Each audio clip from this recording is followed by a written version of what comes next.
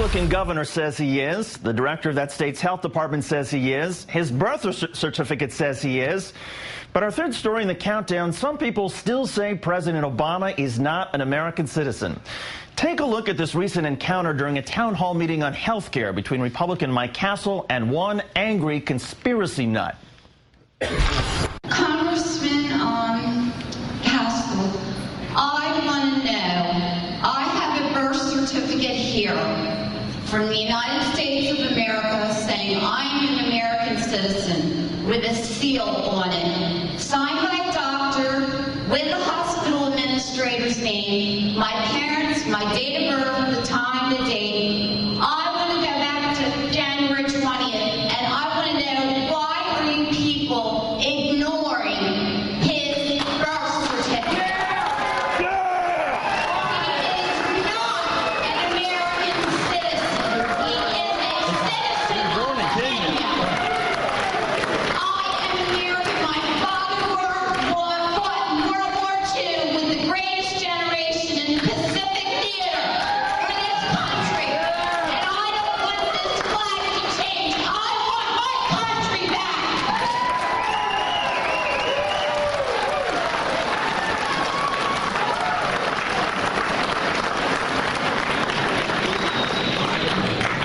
Well, I know one comment that invites if you're referring to the president there, he is a citizen of the United States. He is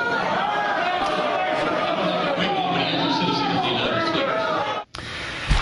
Just yesterday, Rush Limbaugh on the radio. I have to prove to New York City and state tax authorities where I have been every day for the past 3 years. Barack Obama has yet to have to prove that he's a citizen. All he has to do is show a birth certificate. And Army Major Stefan Frederick Cook, who challenged the legality of his deployment, claiming that based on the birth issue, the president wasn't really the president. But let's get real. MSNBC's own website, First Read, asks, if Mr. Obama weren't a United States citizen, don't you think first the Clinton camp or then the McCain camp would have said something during the 2-year presidential campaign?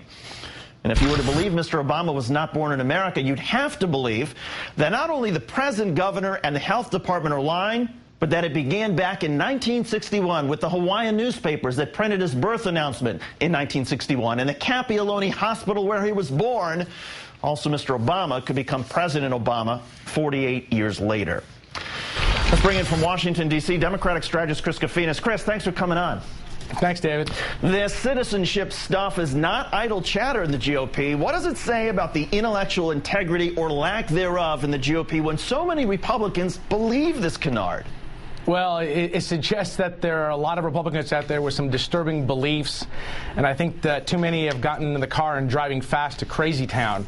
What's interesting about these conspiracy theories, there are conspiracy theories out there that say we never landed on the moon. There are conspiracy theories out there that say Elvis is still alive. There are conspiracy theories, and this is my personal favorite, that the royal family are actually reptilian aliens from the planet, I believe, or solar system Draco. I don't even know where that is, but, and that may be true, I don't know. But the notion, here is that you have Republicans basically falling into these kind of crazy conspiracy theories. I just didn't know that so many conspiracy theorists apparently registered Republican. But here's where it actually gets a little bit more disturbing for me. There seems to be a pattern of behavior when it comes to certain Republicans with every administration. If you remember back with the Clinton administration, there were people making the despicable conspiracy theory that somehow Vince Foster was murdered instead of committing suicide. And this, I think, is a pattern where they try to sully and discredit a Democrat, in this case, obviously, President Obama, his rightful win in November. And again, I think it's a very scary statement about where the Republican, or at least some factions of the Republican Party are. There are a group of Republicans in Congress sponsoring a bill that would require presidential candidates to prove their birth certificates. Some of these lawmakers claim we aren't talking about President Obama, but that's what their wingnut constituents are focused on. So what are the lawmakers doing? Well, what they're doing is wasting time. They're wasting the time of their constituents. They're basically wasting, their rightful place in terms of dealing with the problems that the country faces. This notion of somehow, President Obama is not an American citizen. Anyone can go to factcheck.org and actually see the evidence that makes it very clear that he is an American citizen. But the problem with conspiracy theories is you can't disprove them. It's because these people will never believe any of the facts.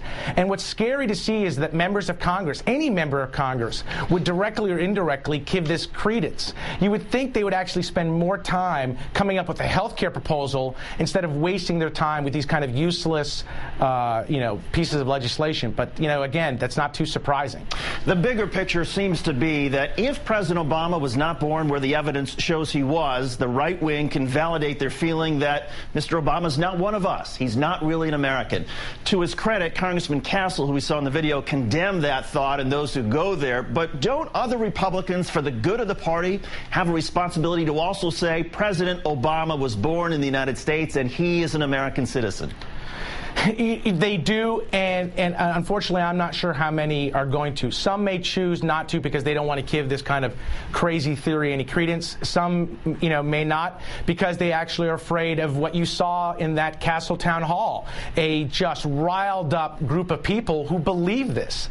And, these conspiracy theories are disturbing on multiple fronts. One of my old professors said to me that conspiracy theories are the easy answer for the weak-minded. And there's a weak-mindedness to Republicans when it comes to solving the major problems that the country faces. And now you're seeing these dangerous, I would say, elements, that are basically trying to discredit President Obama's victory and suggest that he didn't win and didn't win rightfully.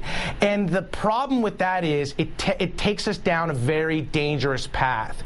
And for me, it's not only discrediting it, I'm starting to get the sense that there's some real racial, undertones to this. And that is not only sad, but it's disturbing. I would hope that Republicans, when they hear this, do more than just, what Representative Castle did, which he obviously said President Obama is a citizen. They need to be more forceful in condemning this. Democratic strategist Chris Kofinas. Chris, thanks as always. Great to see you tonight. Thanks, David.